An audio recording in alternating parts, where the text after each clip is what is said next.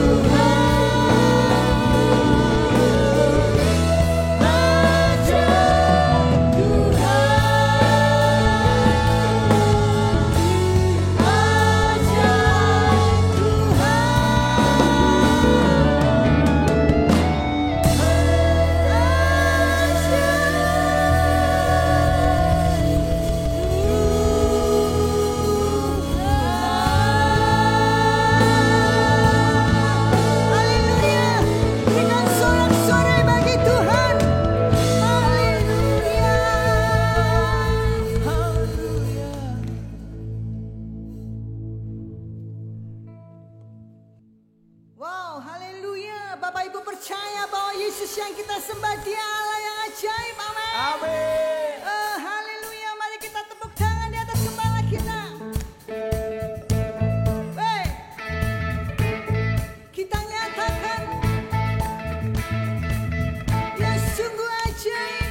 Amin. Penyertaan yang luar biasa dalam hidup kita di tahun ini. Amin.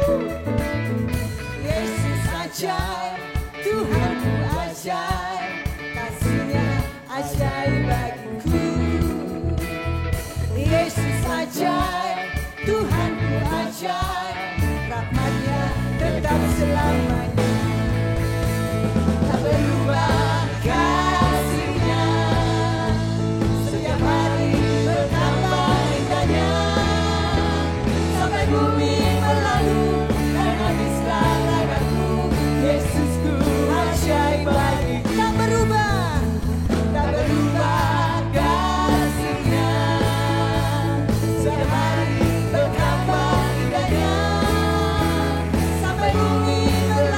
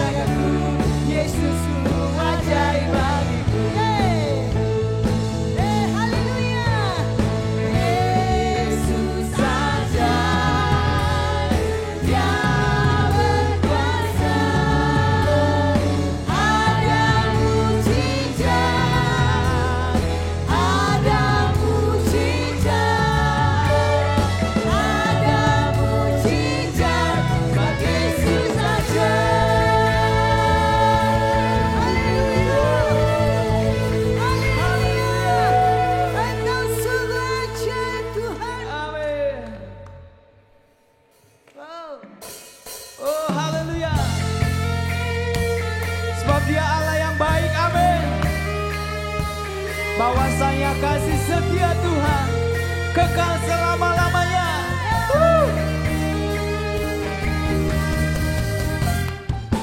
Kita mau masuki gerbangnya Tuhan dengan hati bersyukur.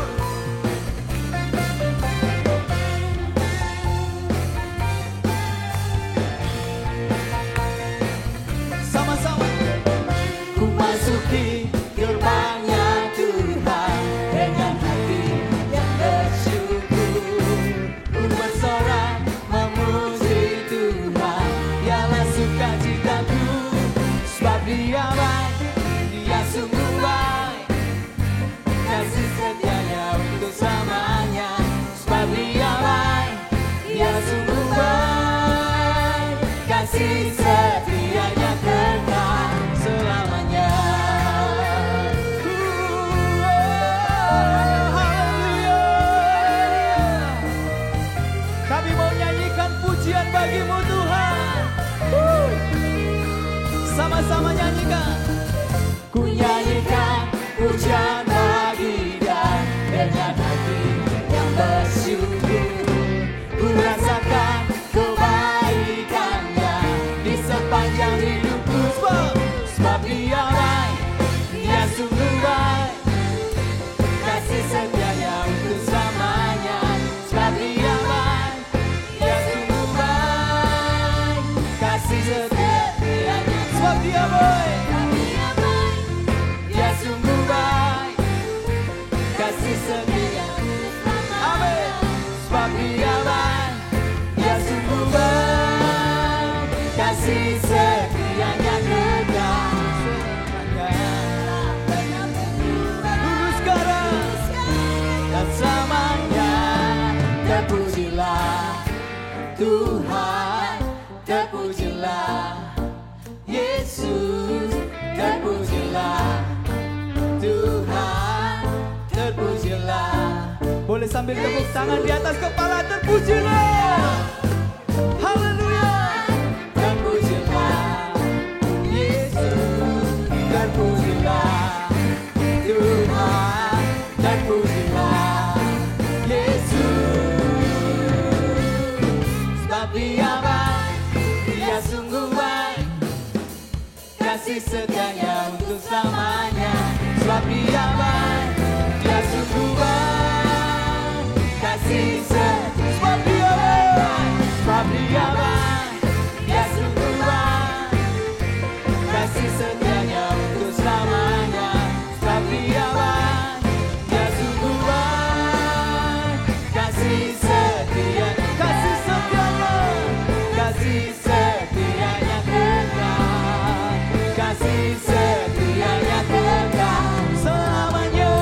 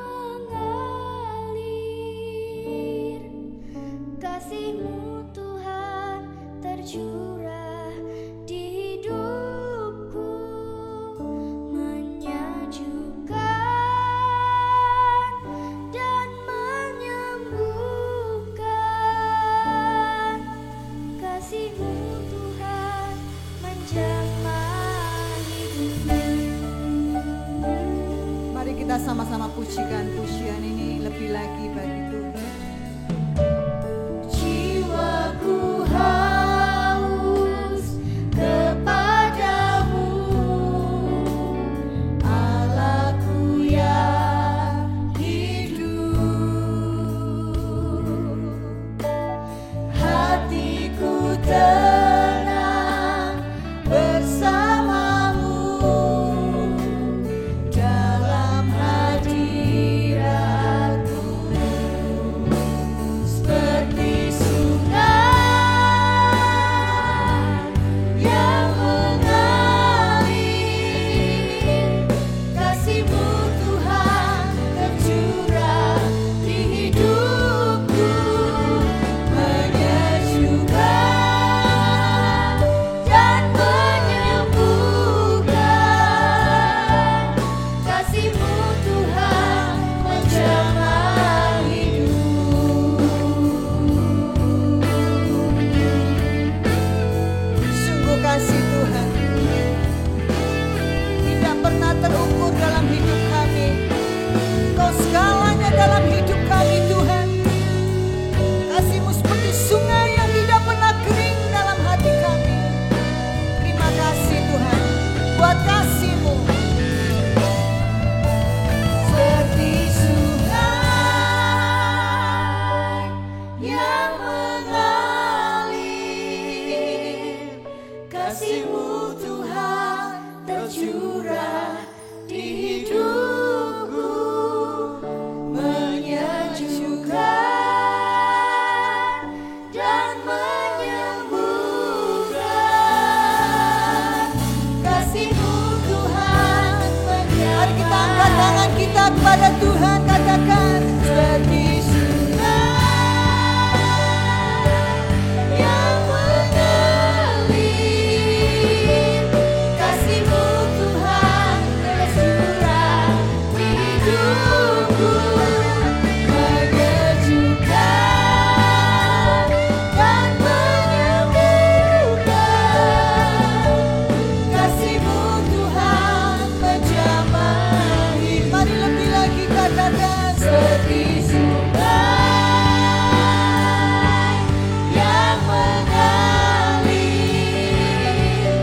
Kasih-Mu Tuhan tercurah di hidupku, menyejukkan dan menyembuhkan. Kasih-Mu Tuhan menjamah hidup. Kasih-Mu Tuhan, kasih-Mu Tuhan menjamah hidup. Kasih-Mu Tuhan, kasih-Mu Tuhan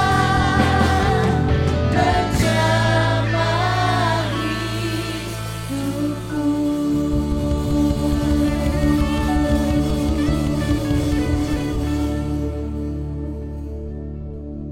Amin. Shalom kepada jemaat House of Grace yang Tuhan kasihi. Kembali kita bertemu di dalam ibadah walaupun masih online, tetapi kasih Tuhan tetap menyertai kita semuanya. Saya percaya hari-hari yang sudah lewati walaupun ada tantangan, tetapi penyertaan Tuhan nyata dalam kehidupan kita semuanya. Hari ini saudara kita akan membahas hal yang sangat penting, yaitu tentang esensi bergereja. Karena banyak orang Kristen yang tidak tahu dan tidak paham tentang arti gereja yang sesungguhnya. Karena gereja itu bukan gedung, saudara. Gereja bukan program, gereja bukan aktivitas, gereja bukan liturgi. Tapi gereja selalu berbicara tentang orang. Waktu Yesus berkata, I will build my church, itu artinya Yesus sedang berbicara tentang orang. Ya, dia ingin membangun kumpulan manusia orang yang hidupnya ada di dalam kebenaran Allah. Itulah gereja yang sesungguhnya. Nah, kalau kita mau belajar tentang bergereja yang sesungguhnya, saudaraku, secara esensial, maka kita punya kiblatnya, yaitu gereja mula-mula atau jemaat mula-mula. Ya, nah, saudara, jemaat mula-mula ini adalah orang-orang yang Tuhan pilih, tebus, dan akhirnya menjadi sebuah role model dari sebuah gereja. Ya. Saya akan memulainya dengan membaca dari Kisah Para Rasul, pasal yang kedua, ayat yang ke-46 dan ayat 47. Saya akan bacakan Kisah Rasul pasal 2 ayat 46-47. Dengan bertekun dan dengan sehati, mereka berkumpul tiap-tiap hari dalam bait Allah. Mereka memecahkan roti di rumah masing-masing secara bergilir dan makan bersama-sama dengan gembira dan dengan tulus hati, sambil memuji Allah, dan mereka disukai semua orang. Dan tiap-tiap hari Tuhan menambah jumlah mereka dengan orang yang diselamatkan. Saudara, dari ayat ini kita bisa belajar tentang cara hidup jemaat yang mula-mula. Apa yang mereka lakukan sebagai orang percaya pada waktu itu. Nah, mereka beribadah, saudara. Mereka bertekun dan berkumpul itu di dua tempat, saudara. Yang pertama adalah rumah, yaitu rumah mereka masing-masing. Mereka bergiliran memecahkan roti dan makan bersama dengan sukacita. Tempat yang kedua, jemaat mula-mula beribadah, itu adalah bait Allah. Jadi dua tempat inilah yang menjadi fokus dari ibadah mereka, yaitu rumah dan bait Allah. Ya. Nah, saya percaya lewat ayat ini, kebenaran ini, bahwa orang Kristen harus menjadi saksi, ya, bagi dua hal. Yang pertama, menjadi saksi di rumahnya masing-masing, yaitu menjadi saksi bagi keluarga. Ya, karena di rumah itu berkumpul keluarga. Yang kedua, harus menjadi saksi bagi dunia, bagi orang-orang dunia. Lewat apa? Lewat bait Allah. Nah, kita akan bahas satu persatu, saudaraku. Ya, yang pertama, rumah. Orang percaya mula-mula itu selalu berkumpul beribadah di rumah, saudara. Mereka menjadi kesaksian bagi keluarga mereka masing-masing. Itu sebabnya, ya, Yesus berkata kepada murid-muridnya, jadilah engkau saksi sampai ke ujung bumi. Tetapi sebelum sampai ke ujung bumi, engkau harus menjadi saksi lebih dulu di Yerusalem.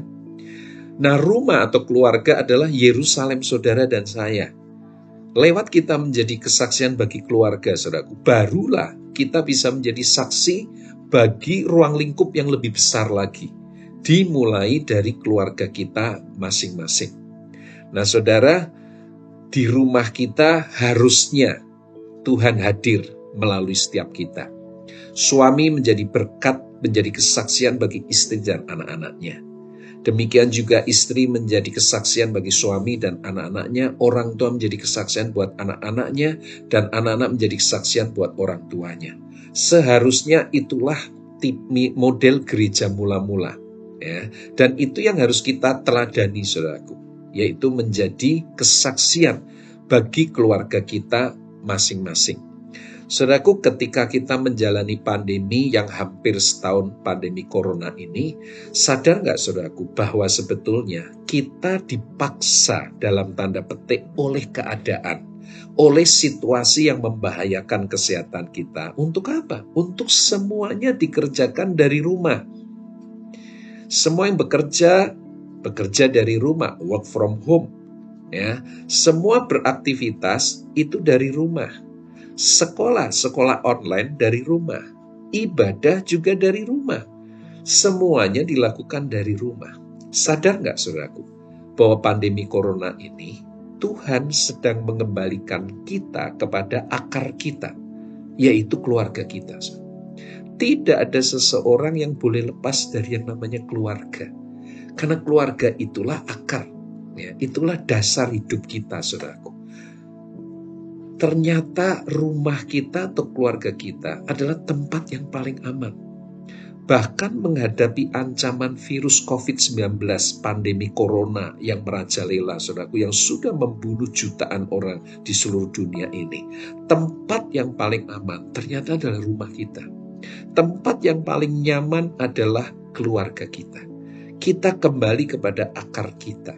Nah, seharusnya ini menjadi dasar di mana kita harus menjadi kesaksian di keluarga kita. Ya, dengan apa? Dengan kita membangun ibadah keluarga inti, saudara. Suami, istri, anak-anak seharusnya punya yang namanya ibadah keluarga. Bukan sekedar mesbah doa, tetapi ibadah keluarga. Nah, salah satu kekeliruan yang sering dilakukan oleh orang Kristen saat ini di dalam menghadapi pandemi adalah mungkin beberapa hari sekali ya nonton hamba Tuhan khotbah lewat online, lewat teknologi. Saudaraku, seharusnya yang kita lakukan bukan sekedar nonton hamba Tuhan khotbah. Ya, kalau saudara hari Minggu melihat khotbah ini dari rumah saudara masing-masing, itu baik, itu benar, saudara, tidak ada salahnya. Tetapi di luar itu kita juga harus membangun ibadah keluarga. Nah, saya melakukan ibadah keluarga, saudaraku, itu sudah belasan tahun dengan istri dan anak-anak saya. Ya, kami saling sharing firman Tuhan, saling memuji Tuhan, saudaraku. Kami berdoa bersama. Nah, ketika kami sharing firman Tuhan, dahsyat, saudara. Kolose 3 ayat 16 itu terjadi. Firman dengan segala kekayaan firman itu diam di tengah-tengah kami. Anak-anak saya kebetulan sudah remaja, saudaraku. Mereka sudah menjadi pemuda-pemudi, ya. Dan kami bisa saling bagi tugas. Kami bisa saling bergantian untuk sharing firman Tuhan. Lalu yang lain menanggapi, saudaraku, meresponi, menambahkan, ya, atau menyampaikan apa yang menjadi berkat Tuhan lewat ayat yang dibagikan oleh salah satu anggota keluarga kami. Dan itu menyenangkan sekali, saudara. Nah, kalau anak-anak saudara masih kecil, masih balita, masih batita, tentu yang harus sharing firman Tuhan adalah orang tuanya.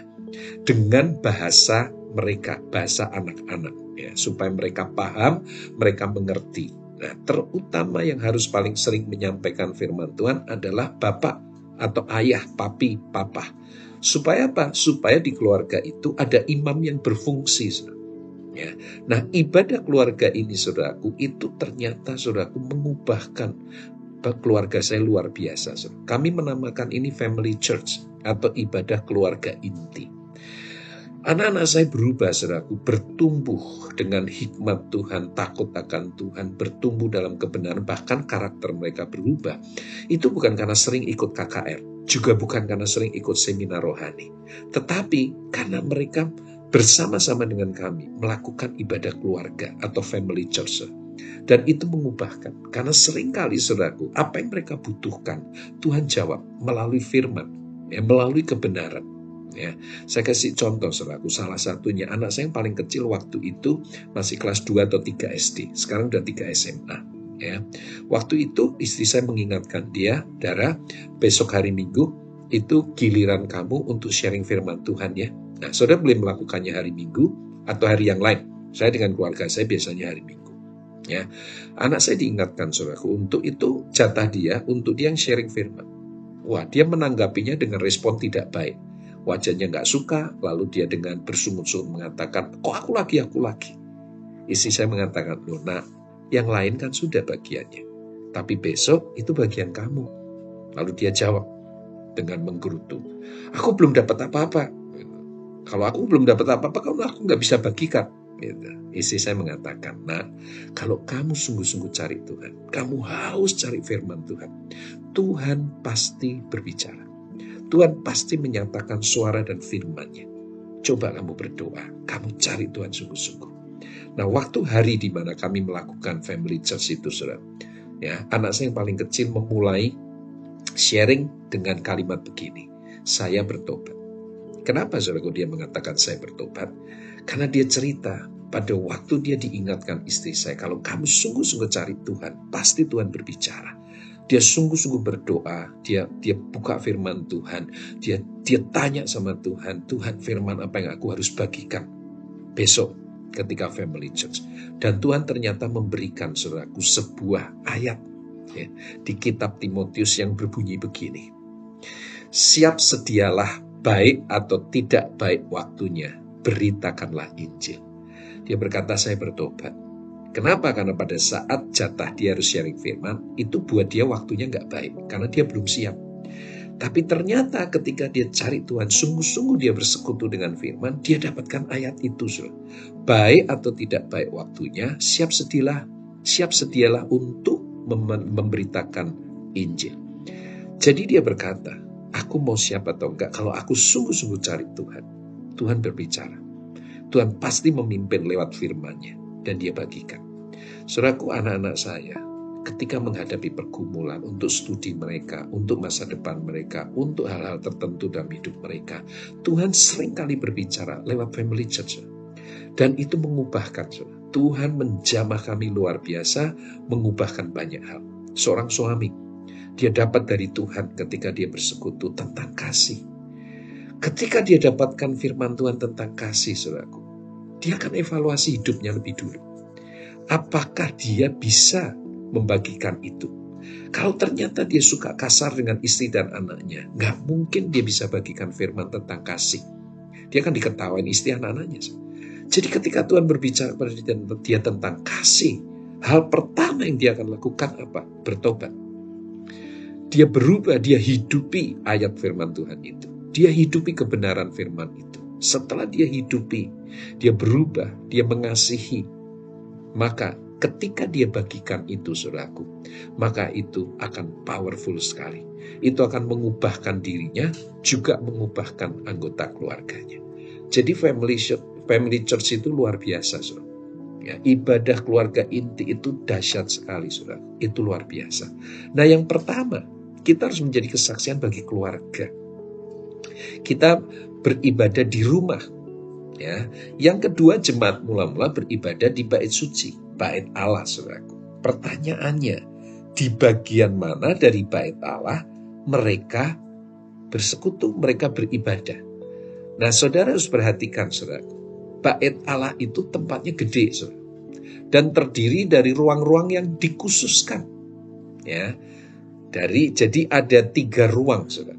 Yang pertama adalah ruang Maha Kudus. Di ruang Maha Kudus, benda yang ada di sana adalah tabut perjanjian. Di dalam tabut perjanjian ada 3 benda, yaitu 2 loh batu yang berisi 10 hukum Tuhan. Ya. Lalu yang kedua adalah tongkat Harun yang berbunga.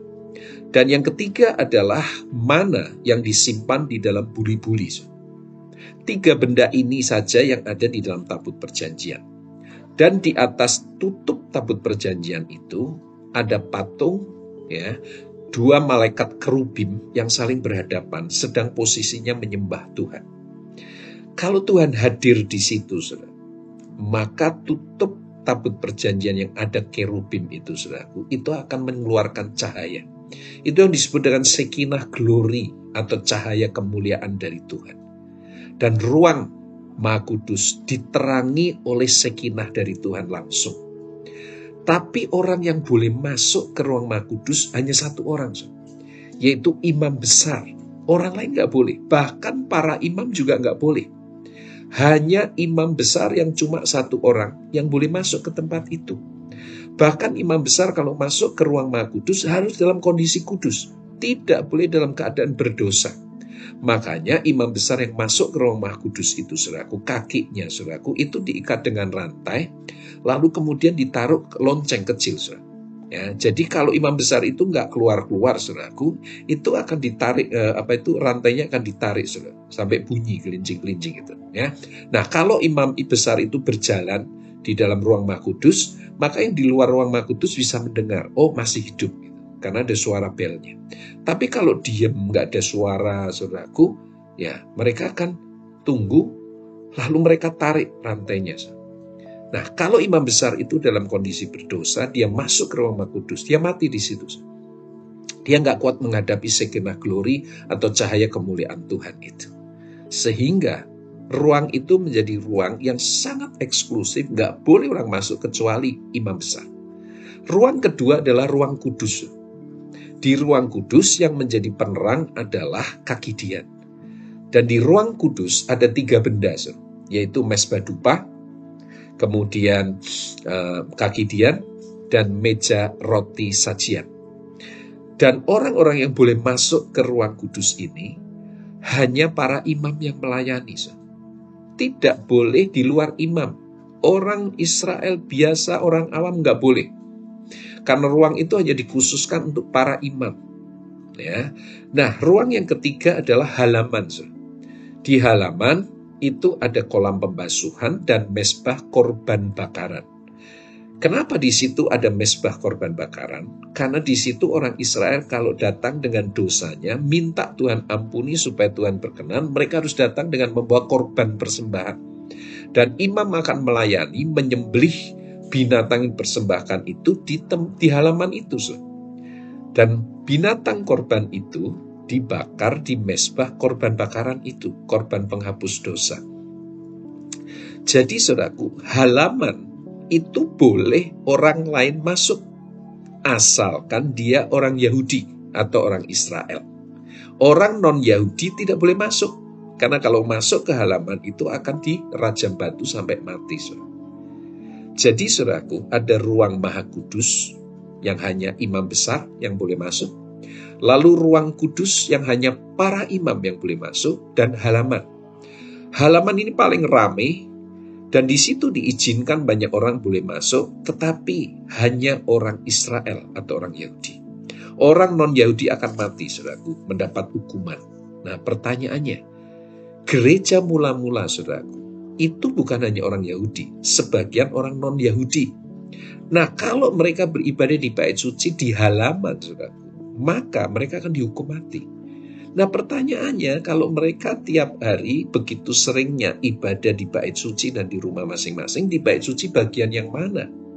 Rupanya saudaraku, di bait suci menurut sejarah itu tidak hanya halaman itu saja, tetapi ada 2 halaman.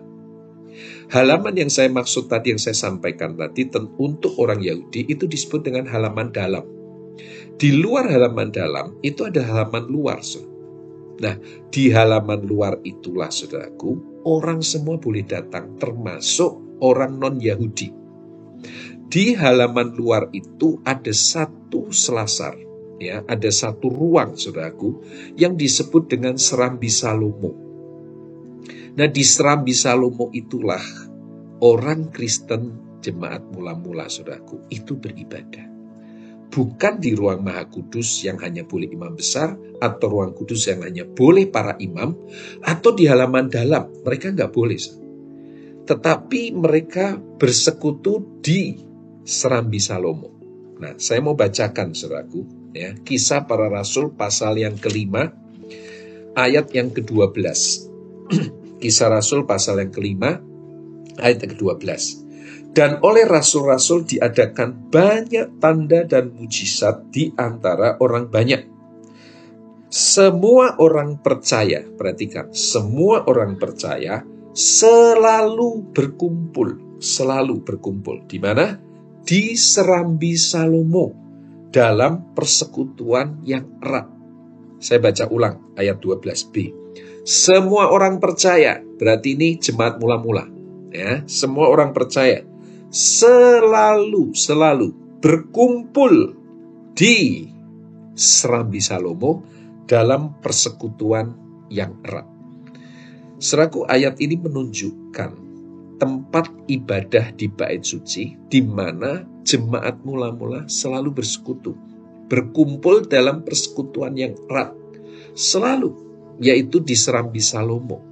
Nah, Serambi Salomo itu tempat untuk apa, saudaraku?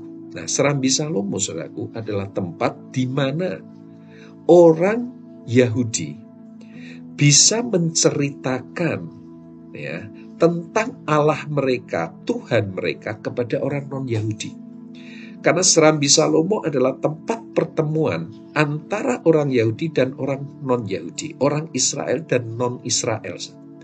Di situ ahli agama berkumpul, di situ para rasul berkumpul. Di situ seringkali terjadi tanya jawab. Orang yang non-Israel, mereka datang dengan banyak pertanyaan, lalu mereka bertanya kepada orang Israel atau rasul atau ahli agama tentang siapa itu Abraham, tentang siapa Allahnya Abraham, siapa itu Elohim, ya, Allah yang hidup, yang luar biasa, yang menjadikan Israel sebagai bangsa pilihan. Lewat tanya jawab ini akhirnya orang dunia, orang non-Israel akhirnya tahu tentang Tuhannya Israel. Nah, saudaraku, gereja modern seharusnya melakukan konsep Serambi Salomo. menjadi gereja Serambi Salomo dimanapun Tuhan tempatkan. Dan di tempat itu terjadi pertemuan antara saudara dengan orang dunia, di mana orang Kristen bisa menjadi saksi, menyatakan kasih Kristus kepada orang dunia. Saudara ada di perusahaan saudara, jadikan perusahaan saudara menjadi gereja Serambi Salomo, di mana saudara bisa menceritakan tentang kasih Kristus kepada orang lain. Ya, mungkin perumahan saudara, kompleks perumahan saudara bisa menjadi gereja Serambi Salomo, di mana saudara bisa bersaksi kepada tetangga saudara. Saudara bisa bercerita kepada orang lain betapa hebatnya, betapa luar biasanya yang namanya Tuhan Yesus itu. Dia mati buat umat manusia. Saudaraku, dimanapun saudara diutus, saudara mungkin anak muda, di kuliah tempat kampus saudara, sekolah saudara, jadikan itu menjadi gereja Serambi Salomo. Tempat saudara bisa menjadi saksi bagi banyak orang. Saudaraku, Serambi Salomo adalah sebuah konsep yang luar biasa. Ya, karena Serambi Salomo adalah tempat pertemuan antara anak Tuhan dengan orang dunia. Dan Serambi Salomo menjadi tempat di mana anak Tuhan punya kesempatan seluas-luasnya. Untuk apa? Untuk bersaksi. Bertemu dan bersaksi menyatakan siapa Tuhan kepada orang dunia. Saudaraku, akhir tahun lalu saya melayani di beberapa tempat di Amerika, saudara. Nah, waktu saya mau berangkat, saya sudah merencanakan. Ya, saya mau extend waktu saya. Setelah saya pelayanan, saya mau pergi ke satu tempat. Ya, nah setelah saya selesai pelayanan, saudaraku, saya mengunjungi satu gereja di Los Angeles, di LA, saudaraku. Itu adalah gereja multi etnis, tapi pemimpinnya orang Indonesia. Ya, dan mereka, saudaraku, itu menjadi gereja yang menjadi dampak yang luar biasa bagi kotanya. Ya. Ada satu tempat di Los Angeles, mungkin itu kabupaten atau kota madya, saudaraku. Di situ ada wali kotanya, namanya adalah Chino Hills. Itu daerah itu namanya Chino Hills. Dan ada satu gereja yang memang saya mau kunjungi, saudaraku. Nah, mereka mendengar saya akan berkunjung ke sana. Sebetulnya saya datang hanya ingin melihat apa yang mereka kerjakan untuk kotanya. Tapi waktu mereka dengar saya datang, saudaraku, mereka kumpulkan para leaders, pemimpin-pemimpinnya untuk saya sharing. Untuk saya melayani mereka, saudaraku, para pemimpinnya. Dan mereka sangat diberkati. Tapi saya juga datang mengunjungi mereka dan diberkati oleh apa yang mereka kerjakan, saudara. Kenapa? Karena gereja ini menjalankan konsep Serambi Salomo. Mereka punya sebuah kafe, saudara. Ya, dan di kafe ini, saudaraku, wali kotanya itu datang minimal 1-2 kali setiap minggu, saudara. Seminggu, saudaraku, itu 1-2 kali datang untuk apa? Untuk ngopi di situ sambil ngobrol ya dengan pemilik dan orang-orang yang melayani di kafe itu, dan mereka semuanya adalah dari gereja ini, saudara. Yang punya adalah penatua dari gereja tersebut, saudara. Ya, kenapa, saudara? Karena mereka punya konsep yang luar biasa tentang gereja. Kafe ini baru berdiri 1 tahun lebih sedikit. Tapi lewat kafe ini, mereka sudah membaptis, saudaraku, 9 orang yang tidak mengenal siapa Yesus sebelumnya. Ya, nah saya mau cerita, saudara. Satu kali mereka datang kepada wali kotanya untuk bersilaturahmi lah, saudara. Ya, mereka datang untuk berkenalan. Waktu mereka ditanya dari mana dan mereka jawab dari gereja, wali kotanya berkata, maaf, kami tidak pernah memberikan sumbangan kepada gereja. Mereka berkata, kami datang bukan untuk minta sumbangan. Kami datang untuk bertanya, apa yang bisa kami lakukan dan berikan kepada kota ini. Wali kota itu kaget, saudara. Dan dia berkata, seumur-umur saya ada menjadi pejabat pemerintah, saya belum pernah menemukan ada gereja datang tidak minta sumbangan, tapi bertanya apa kontribusi terbaik yang kami bisa lakukan bagi kota ini. Dan sejak itulah, saudaraku, wali kota itu menjadi sahabat dengan para pemimpin gereja ini.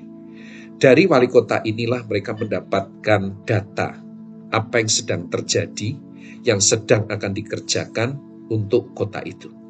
Dan mereka kaget, saudara. Kenapa? Karena ternyata angka bunuh diri itu tinggi sekali, saudara, di daerah itu, saudara. Ya. Waktu saya datang, saudaraku, saya juga kaget mendengar kabar belum lama, ya. Sebelum saya datang, ada orang yang bunuh diri. Orang itu bukan orang dunia, tapi gembala sidang. Dan itu gembala sidang gereja besar. Jadi dulu papahnya itu yang menjadi gembala gereja itu. Ya, gereja itu berkembang jadi besar. Lalu papanya meninggal dunia, dia dipersiapkan untuk jadi pengganti papanya. Tapi karena usianya masih muda, pengalamannya masih sedikit, saudaraku, maka ditunjuklah seorang pendeta senior dari gereja itu untuk menggantikan posisi ayahnya sementara waktu. Lalu pendeta senior ini memuridkan anak muda ini untuk dia disiapkan menjadi pengganti papahnya. Setelah dimuridkan beberapa tahun dan dirasa waktunya sampai, tiba waktunya, diangkatlah sang anak menggantikan posisi ayahnya menjadi gembala sidang dari gereja besar itu. Ini mega church.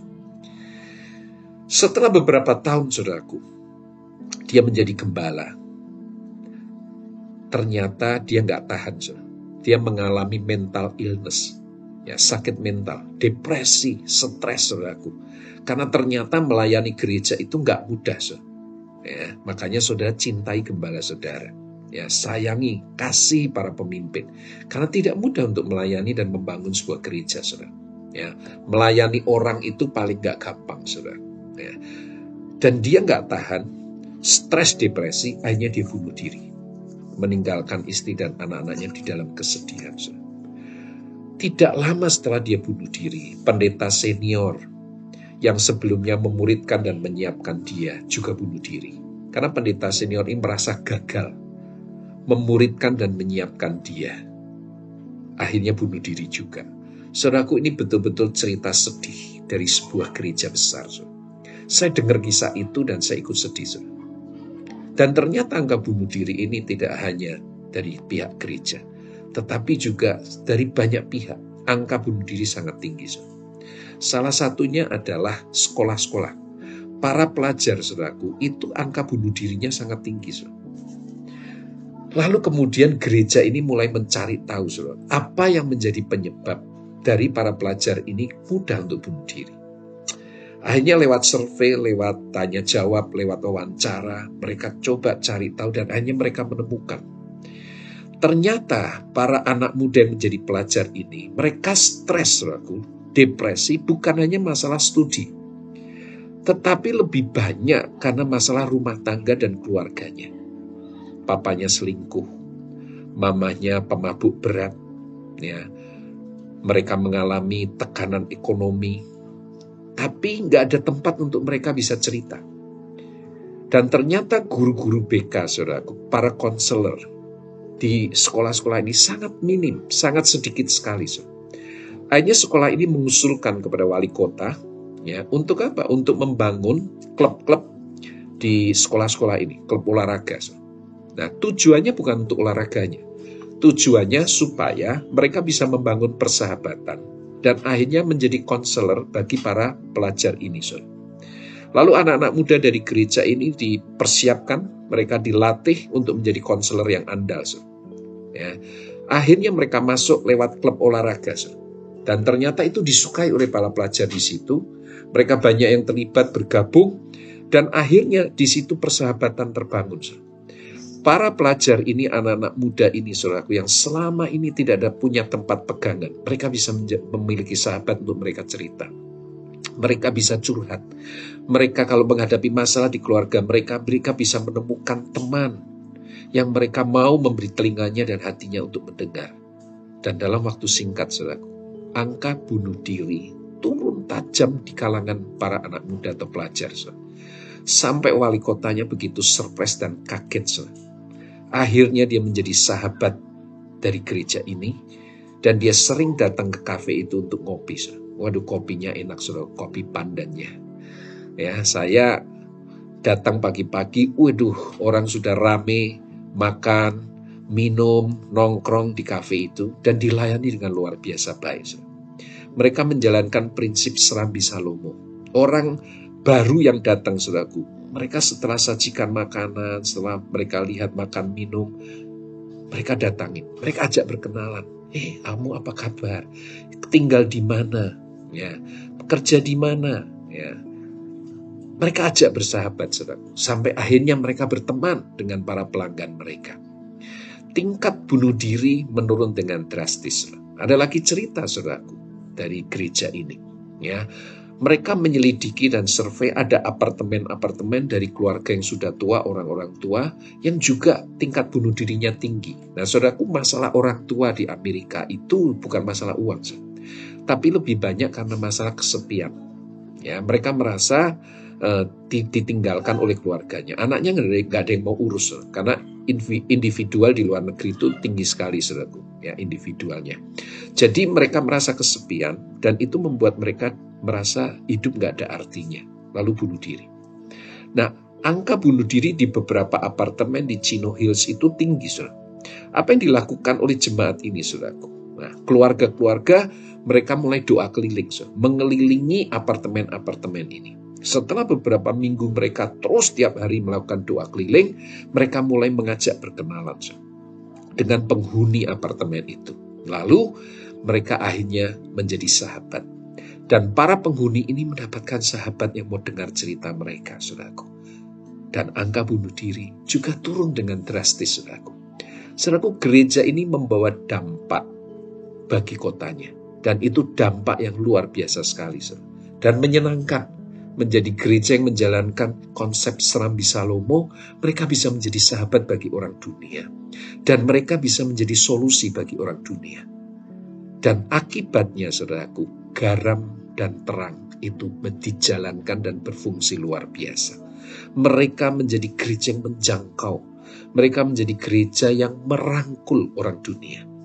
Prinsip yang mereka jalankan bukan membawa orang dunia kepada gereja, tapi mereka gereja yang datang kepada dunia dan menjadi sahabat buat mereka. Ingat, saudara, Yesus membenci dosa, tapi Yesus sangat mengasihi para pendosa. Dan Yesus menjadi sahabat orang-orang berdosa. Yang Yesus lakukan juga harus dilakukan oleh jemaat House of Grace. Saudara tidak hanya menikmati anugerah grace dari Tuhan lewat gereja ini, tetapi saudara menjadikan hidup saudara sebagai rumah anugerah. House of Grace itu adalah saudara sendiri, sehingga ketika saudara membangun hubungan, saudara bersentuhan dengan orang dunia, mereka bisa mengalami juga anugerah yang saudara alami. Kenapa? Karena ketika mereka berjumpa dengan saudara, mereka ada di rumah kasih karunia itu, rumah anugerah House of Grace itu. Karena House of Grace adalah saudara sendiri. Orang Kristen harus sama seperti jemaat mula-mula, beribadah di rumah dan bait suci, menjadi kesaksian di keluarganya dan bagi orang dunia. Lewat apa? Konsep Serambi Salomo. Saya mendorong House of Grace menjadi gereja yang punya dampak bagi kota-kota, menjadi dampak bagi orang dunia. Lewat konsep Serambi Salomo, jadilah House of Grace bagi orang dunia. Jadilah rumah anugerah bagi orang dunia. Lewat itu, saudara akan menjadi berkat bagi banyak orang. Mari jadi berkat bagi keluarga dan bagi dunia. Tuhan memberkati setiap saudara. Haleluya. Salam Bapak Ibu keluarga House of Grace dan yang baru join di ibadah online. Kami menyapa dan menyambut Bapak Ibu dengan kasih Tuhan. Bagi Bapak Ibu yang rindu, didoakan bisa menghubungi ke Sekretariat Hoji di nomor WA yang ada di layar gadget Bapak Ibu. Hoji rindu jadi berkat bagi Bapak Ibu semua. Baik karena kita sudah diberkati oleh hadiratnya dan firman-Nya. Sekarang saatnya kita memberkati pekerjaan Tuhan. Mari kita siapkan hati untuk memberi persembahan. Bapak Ibu dapat memberi melalui QR code atau nomor rekening gereja yang ada di layar gadget Bapak Ibu. Mari kita berdoa terlebih dahulu sebelum kita memberikan persembahan. Bapa di surga, kami mengucap syukur karena kebaikan Tuhan. Tuhan mempercayakan kami berkat-berkat yang luar biasa. Dan kami ingin menjadi saluran berkat. Lewat Hoji, pekerjaan Tuhan semakin diperlebar. Oleh karena itu Tuhan, kami akan memberi dengan sukacita. Hanya dalam nama Tuhan Yesus Kristus kami sudah berdoa. Amin. Kami mengucapkan banyak terima kasih kepada tim PAW dan tim media yang melayani sehingga ibadah online bisa berjalan dengan baik. Kami juga mengucapkan banyak terima kasih kepada Bapak Stefanus Suyono yang sudah menyampaikan firman Tuhan. Sekarang Bapak Ibu Saudara, kita ada di penghujung ibadah kita pada kesempatan yang indah ini. Oleh karena itu sebelumnya kita semua berdoa. Bapa, kami berdoa, kami mengucap syukur, karena kami boleh mengikuti dan kami boleh ada di akhir ibadah kami. Oleh karena itu Tuhan, kami berdoa untuk pekerjaan Tuhan lewat Hoji, supaya banyak jiwa dimenangkan untuk kemuliaan nama Tuhan. Kami juga sehati berdoa buat bangsa kami, supaya bangsa kami tetap aman dan kondusif lewat pemimpin-pemimpin yang Tuhan sudah tetapkan. Kami juga berdoa untuk pekerjaan Tuhan di bangsa kami bahkan di luar negeri, supaya banyak jiwa dimenangkan untuk hormat dan kemuliaan nama Tuhan. Terima kasih Bapa di surga. Kami sudah ada di akhir ibadah kami. Bapak Ibu yang dikasihi oleh Tuhan Yesus Kristus, sebelum kita menerima berkat, mari kita semua bangkit berdiri untuk terima berkat daripada Tuhan. Kiranya Tuhan memberkati engkau di dalam pekerjaanmu, di dalam pelayananmu, di dalam rumah tanggamu. Apapun yang dikerjakan oleh tanganmu, dibuat Tuhan berhasil. Terimalah segala berkat dari kasih Allah Bapa di surga, anugerahnya di dalam nama Tuhan Yesus Kristus, dan persekutuan yang indah bersama Roh Kudus menyertai kita sekalian mulai saat ini sampai Maranatha. Tuhan Yesus datang menjemput kita sekalian. Semua kita yang sudah menerima berkat di dalam nama Tuhan Yesus Kristus, mari kita sama-sama katakan amin.